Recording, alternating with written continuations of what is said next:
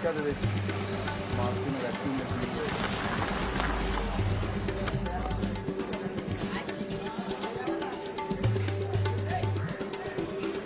Minister, it's a pleasure to meet you.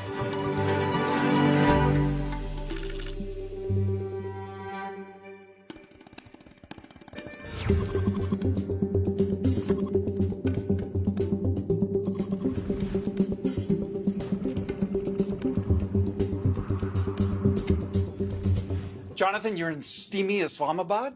You're about to interview the Prime Minister, Imran Khan, a former cricket star. Pakistan is squarely in the sights of the Biden administration right now. America is going to completely withdraw its military from Afghanistan by September the 11th. The question of whether Pakistan allows American special forces and CIA to base themselves in Pakistan could have really direct impacts on whether terrorism flourishes again in Afghanistan and ultimately comes back to hit America at home. Prime Minister Khan, the US military is finally withdrawing from Afghanistan after 20 years. Are you happy about that? Happy in one way, because there was never going to be any military solution in Afghanistan. Anxious that they are leaving. Without a political settlement, there's a possibility of civil war. What would a political settlement look like in your mind? A political settlement in Afghanistan would mean a sort of a coalition government, a government from the Taliban side and the other side. There is no other solution. Do you think the Americans made a mistake by saying we're getting out by September the 11th? Difficult, you know, they have got themselves in such a big mess. They had to give some sort of time frame. But at the moment they gave a time frame, Taliban would have considered that a victory. How do you feel about the prospect of the Taliban effectively controlling Afghanistan? Are you happy to welcome them into the community of nations? As far as Pakistan is concerned, whoever represents the people of Afghanistan, we will deal with them. But what if they're not democratically elected? Does it not concern you on some level that this group of people is accumulating power right next door to you? Look, I'm not a spokesman for Taliban. For me to say, you know, what they are doing or what they shouldn't be doing is pointless. In case Taliban go for an all-out victory, there is going to be incredible amount of bloodshed. And let me tell you, the country that is going to suffer the most after Afghanistan is going to be Pakistan. We already have 3 million Afghan refugees here. And this could lead another exodus. So that is our biggest concern.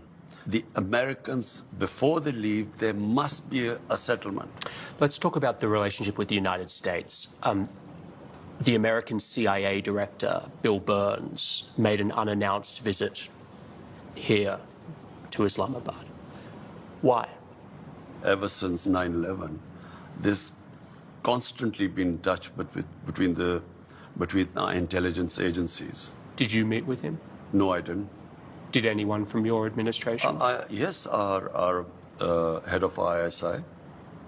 The Americans want to have their spies here and special forces based here in Pakistan to keep an eye on what's happening across the border. Will you allow the American government to have CIA here in Pakistan to conduct cross-border counter-terrorism missions against Al-Qaeda, ISIS, or the Taliban? Absolutely not. There's no way we're going to Seriously? allow any bases, any sort of action from Pakistani territory into Afghanistan. Absolutely not. Pakistan suffered 70,000 casualties, more than any other country, by joining the American war. We cannot afford any more military actions from our territory. We will be partners in peace, not in conflict. The American military right now is discussing doing airstrikes potentially to support the Afghan forces against the Taliban. Would you allow the American Air Force to use your airspace for those airstrikes? We are not going to be part of any conflict anymore. But you haven't decided yet whether you'll let them use your airspace? This hasn't been discussed at all, so... What's your feeling about that? I don't know. We'll discuss this. You know, why would the Americans be using bombing Afghanistan to after it hasn't worked for 20 years, why will it work again? Have you spoken to Joe Biden since he took office? No, I haven't. Is there a reason for that? Whenever he has time, he can speak to me. But at the moment, clearly, he has other priorities. What would you say to him if you had a meeting with him? The U.S. has a big responsibility. Most powerful nation in the world. This is almost 1.4 billion people living in the subcontinent. We are held hostage. One dispute in Kashmir, a disputed territory, according to the United Nations Security Council resolutions, there should have been a plebiscite for the people of Kashmir to decide about their own future. That has never taken place. It's festering. It can easily, if the Americans have the resolve, the will, this can be sorted out. Intelligence analysts say that Pakistan has the fastest growing nuclear arsenal anywhere in the world. I don't know where they've come up with this. Pakistan's nuclear arsenal is simply as a deterrent to protect ourselves. But you're growing it, not shrinking it. I'm not sure whether we are growing it or not, because Really? as far as I know, our nuclear, the only one purpose, it's not an offensive thing. Any country which has a neighbor 7 times the size as Pakistan has would be worried. Is your goal vis-a-vis India and Pakistan nuclear disarmament? I'm completely against nuclear arms. I always have been. We've had 3 wars against India. And ever since we've had nuclear deterrent, we have had no war between the 2 countries. We have border skirmishes, but we've never faced war. The moment there's a settlement on Kashmir, I believe the 2 neighbors will live as civilized people. We will not need to have these nuclear deterrents. Last year, you wrote an open letter to leaders of Muslim states asking them to unite against Islamophobia, particularly in the West. Why did you feel the need to write that public letter? The problem is there's this big communication gap between the Islamic world and the Western societies. It happened after 9/11, when the word Islamic terrorism came into currency. The moment you say Islamic terrorism, the man in the street in the West thinks that there's something in Islam which leads to terrorism, or Islam causes radicalism. After 9/11, any time some terrorist act went on where a Muslim was involved, the entire 1.3 billion Muslims started becoming targets. Just across your border in Western China, the Chinese government has imprisoned more than 1 million Uyghur Muslims in re-education camps. The Chinese government has tortured Muslims, forcibly sterilized them, and they've destroyed mosques in Xinjiang and also punished Muslims for fasting, praying, even giving Muslim names to their children.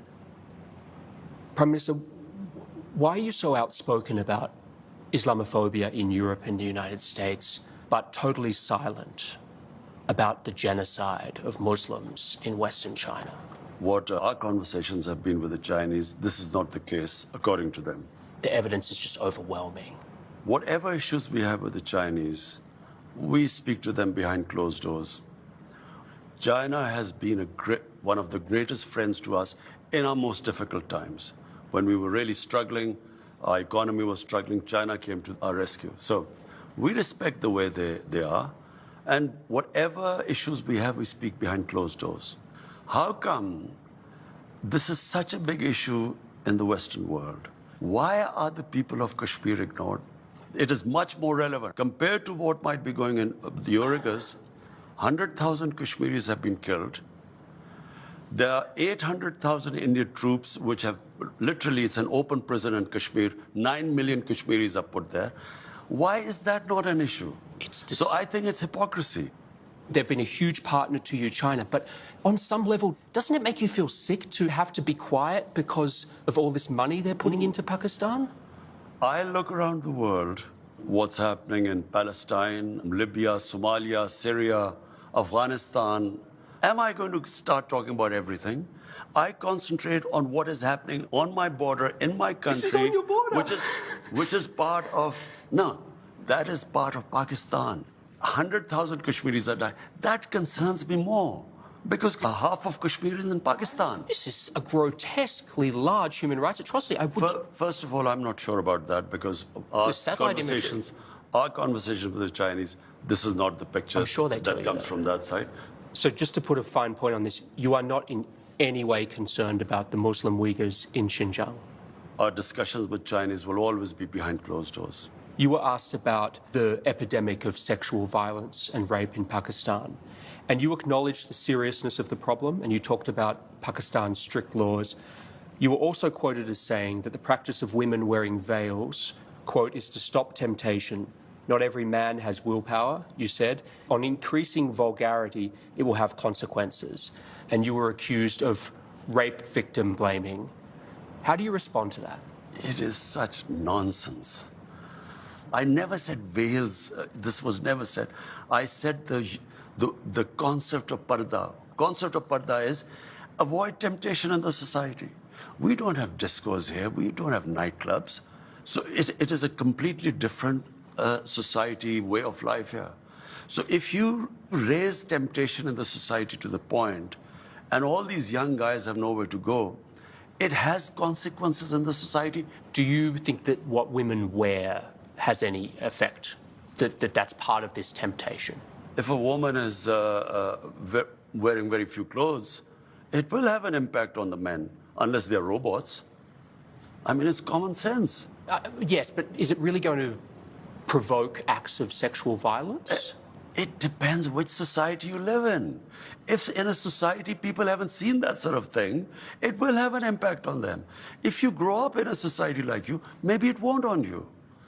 This cultural imperialism, whatever is in our culture, must be acceptable to everyone else. It's not. But forgive me, like, when you were a cricket star, you were seen as a playboy, there were photos of you with your shirts off in your bedroom. Like, it's a bit rich for you to be criticizing this. This is not about me. It's about but you're the messenger. Jonathan, listen, it's about my society.